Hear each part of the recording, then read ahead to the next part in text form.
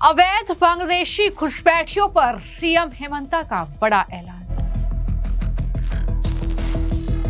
CM Hemanta बोले, अब कोई समझौता नहीं, सीधा एक्शन होगा।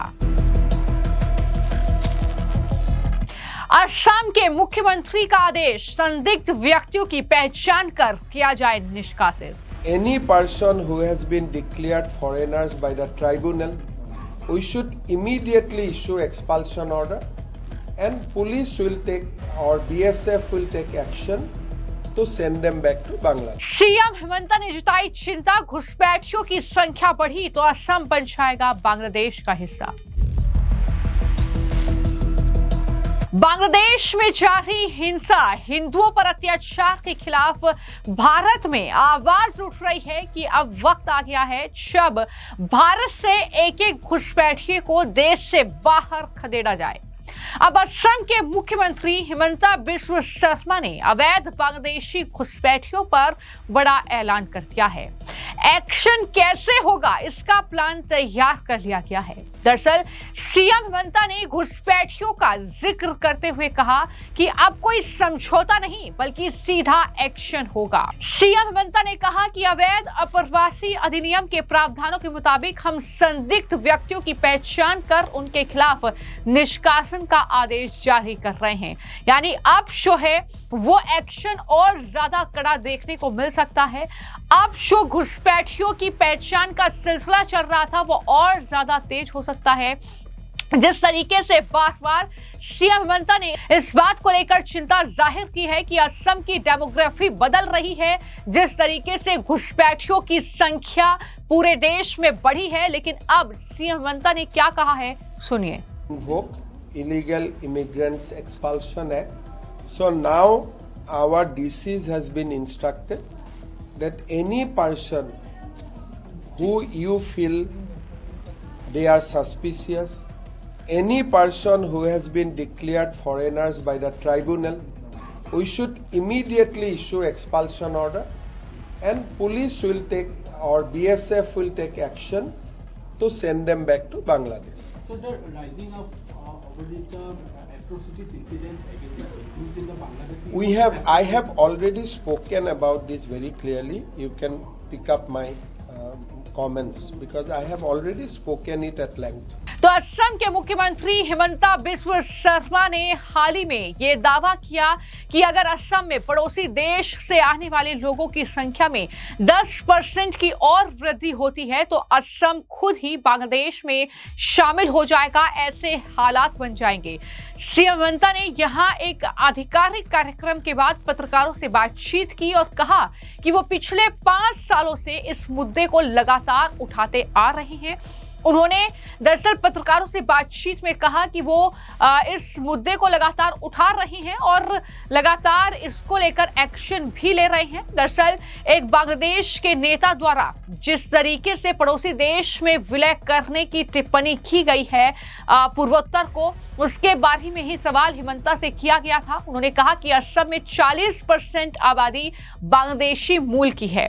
अगर ये संख्या 10% और बढ़ जाती है तो हम खुद ही इसमें शामिल हो जाएंगे। उन्होंने ये भी कहा कि इसीलिए मैं पिछले 5 साल से इस मुद्दे को लगातार उठा रहा हूं, लगातार घुसपैठियों के खिलाफ एक्शन की मैं बात कर रहा हूं, लगातार मैंने वो एक्शन लिया भी है। ये तमाम बातें सीएम हेमंता के जरिए कही गई है। यानी जिस तरीके से बांग्लादेश में एक तरफ अल्पसंख्यकों पर अत्याचार हो रहे हैं, उनके साथ मारपीट और अत्याचार की घटनाएं लगातार बढ़ रही हैं, इसको लेकर भारत में प्रोटेस्ट हो रहे हैं। तमाम हिंदू संगठन ये मांग कर रहे हैं कि अब वक्त आ गया है कि जब एक एक घुसपैठी को देश से बाहर निकाला जाए और हम इन अप्रवासी जो लोग हैं इन्हें बर्दाश्त नहीं करेंगे। हिंदुस्तानियों का है हिंदुस्तान, ये बातें लगातार की जा रही हैं। इन सब के बीच अब कहीं ना कहीं एक बार फिर से ये देखने को मिल रहा है कि असम के मुख्यमंत्री ने कमर कस ली है कि अब एक एक घुसपैठिए को बाहर खदेड़ना है। अब कोई भी समझौता वो नहीं करेंगे, अब सिर्फ एक्शन ही दिखाई देगा। और असम में पिछले कुछ महीनों में कह सकते हैं या पिछले कुछ साल में ये एक्शन तेजी से हुआ है घुसपैठियों के खिलाफ, जहां पर घुसपैठियों की पहचान करके उन्हें वापस उनके देश भेजा गया है। है। हमने ये भी देखा कि किस तरीके से बुलडोजर एक्शन हुआ, जिस जमीन पर कब्जा किया हुआ था, घुसपैठी रह रहे थे, वन विभाग की वो जमीन थी, लेकिन वहां से उन्हें खदेड़ा गया है और इस तरीके से लगातार धरपकड़ तेज हो रही है। बार बार सीएम हेमंत के जरिए बयान दिए गए हैं कि कितनी बड़ी चिंता है उन्हें असम को लेकर, उसके डेमोग्राफी को लेकर, जिस तरीके से ये घुसपैठिए लगातार घुसपैठ कर रहे हैं और कहीं ना कहीं खतरा असम के लिए न सिर्फ पूरे देश के लिए बन रहे हैं, उसको लेकर उन्होंने चिंता जाहिर की। और हाल ही में जो प्रोटेस्ट हुआ है हिंदू संगठनों का, उसमें भी दरअसल इन अवैध बांग्लादेशी घुसपैठियों के खिलाफ आवाज बुलंद हुई है। वहां पर नारेबाजी करते हुए लोगों ने यही मांग की है कि अगर बांग्लादेश में जो अल्पसंख्यक रह रहे हैं उनके साथ इस तरीके का न्याय हो रहा है तो फिर अवैध घुसपैठियों को भी हिंदुस्तान में नहीं बख्शा जाना चाहिए। एक एक घुसपैठी की पहचान सरकार अब करे और उन्हें वापस उनके देश भेजे। तो ये मांग लगातार हो रही है। क्या कहना है जरा सुनिए। I think challenge has become more grave. The demographic pattern is changing fast. Today, almost 40% of our total population will be from those who has come from Bangladesh at some point of time. Legalities apart, today Assamese is marginalized in our own land. Our culture is marginalized in our own land. Economy is fast shifting to those people who were never associated with our culture and with our history. So the challenge continue.